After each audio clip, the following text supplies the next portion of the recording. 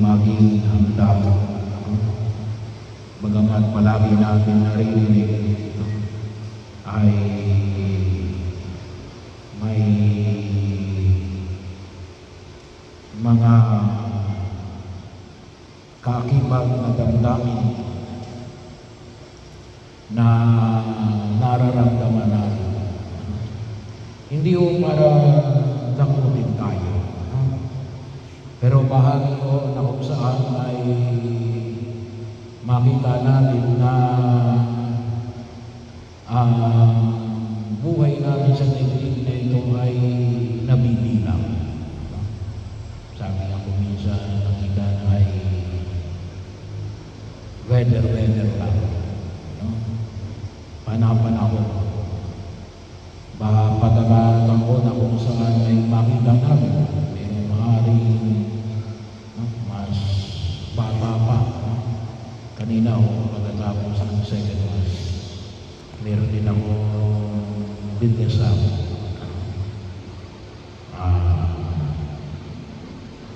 6-month-old. Kalalabas pa lamang sa tiyan ng nanay niya ay binawian na ng buhay.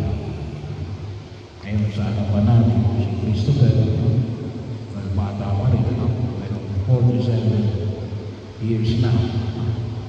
So bahagi yun, hindi tayo ay mas matanda o mas bata pa kay Christopher. Kaya bahagi yun na kung saan ay pinalalasabi ng publiko. Hindi para tayo nakulit, kasi bigyan tayo ng lakas na pakinabangan natin ang biyaya na ipinagkaloob ng Diyos sa bawat isa sa atin. Ang Diyos natin ay hindi Diyos ng pananakot. Huwag nyo isipin na kung minsan, sabi nga natin, dalawin mo yung patay kasi hindi ikaw ang dadalawin ng patay.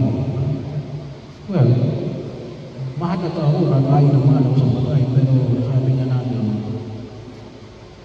not out of fear, hindi gawa ng takot at pananakot. At ang Diyos din natin ay hindi nananakot. Nagpapahayag ng isang katotohanan na ang buhay natin sa daigdig na ito ay nabibilang. Hindi ito ang ating hanggan. Kaya yung panyaya na ibinahagi sa atin sa Ebanghelyo, maging handa tayo. Maging handa tayo. Paano natin kaya handa? Well, sabi nga, kung isa sa mga may kabaho ka na ba? Mayroon ka na ba lote na pagbabakuran mo kapag ikaw ay namatay? Well, bahagi siguro ng material na paghahanda. Pero hindi sila tayo, yung ating sarili ang ihanda natin. At huwag natin kalimutan na ang ating pananampalataya, isang pananampalataya na hindi lamang tayo tinatanggap, tayo ay ginagabayan habang tayo nabubuhay sa daigdig na ito. Yan po yung trabaho ng mga sakramento. Sana po ay mapahalagahan namin na nagsimula sa sakramento ng binyag.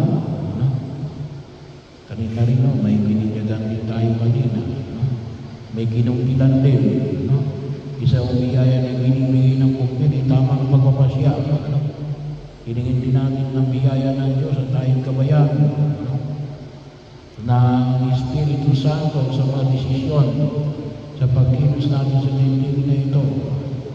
Yung pakinabangan din natin yung sakramento ng kumpisal. Kung tayo ay nagkasala, kung may kasalanan madali, mag-umpisal ka agad. Paano? Kung sabi nga niya, may wala na akong kasalanan. Kahit na wala akong naisip ng kasalanan, ako tutusin naman ay imposible. Kasalanan din yung magmura, mag-aali. Hindi nga lang malaki. Pero yun ay kumpisal natin at least once a year. Kasi bahagi yun na makita natin, sabi na natin, kahit anong oras na tayo ay tawagin ng Diyos, masabi na tama na yung panahon na ilalagay sa daigdig na ito. At least, kumpante tayo kasi bakit? Tayo ay regular na isang kahit man lamang sa loob ng isang taon. Kung wala tayong kasalanang malaki. Kung mayroon, ay di mag-umpisa agad. Banal na kuman yun. Bahagi yun, pagkilala yun, makikisa natin kay Jesus.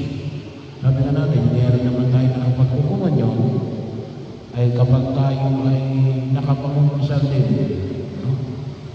bahagi mo yun, pagkilala rin mo yun. So, kapag may asawa, magpakasal. Kung mayroon naman sa inyo magpapari, hindi maigil, magpari. At yung pagkapain ng banal na sa mga may sakit.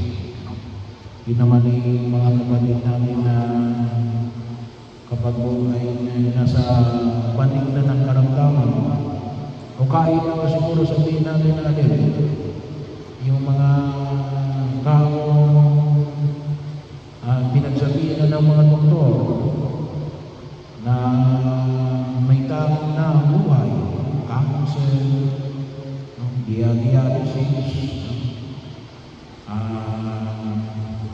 mga magabat malalakas pa, ay huwag kayong mahiyang magbabahin ng Santo Polio. So bahagi yun, yung patuloy na pakikisa namin natin. Inihanda natin yung ating sarili sa harapan ng Diyos.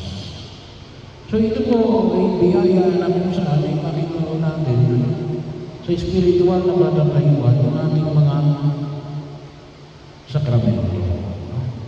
Kaya nga yung tawag natin sa sakramento ng panlabas ng daan na itinatag ni Jesus para magbigay ng biyaya.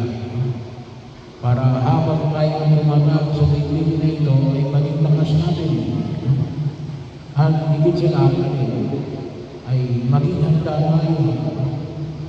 Maging handa tayo. Hindi na tayo mag-iisip na hindi natin alam kung saan patutulong na si Kristo pa. Kapag tinatanggap natin yung mga sakramento nito, ano yun? Yun ay maliwanag na pagkilos na alingan. Yun naman ay every year na nangungumpisan. Bahagi yun, nagsisimba pag-araw ng linggo. Maliwanag ko na kung saan alingan.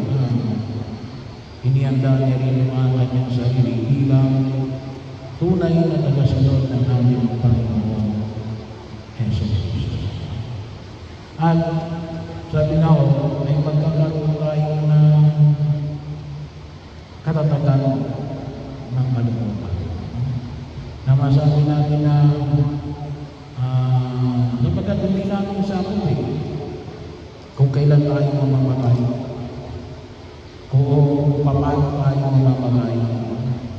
Ang sakit lang natin din na kung kailan man dumating doon, at least nagampanan natin yung ating tungkol sa ayon sa plano ng Diyos sa tulong ng kanyang simbahan. At kung sakali man nagkulang si Christopher, inilulunod pa rin natin ngayon sa harapan ng mga kapatid na siya ay kanyang pahabagan.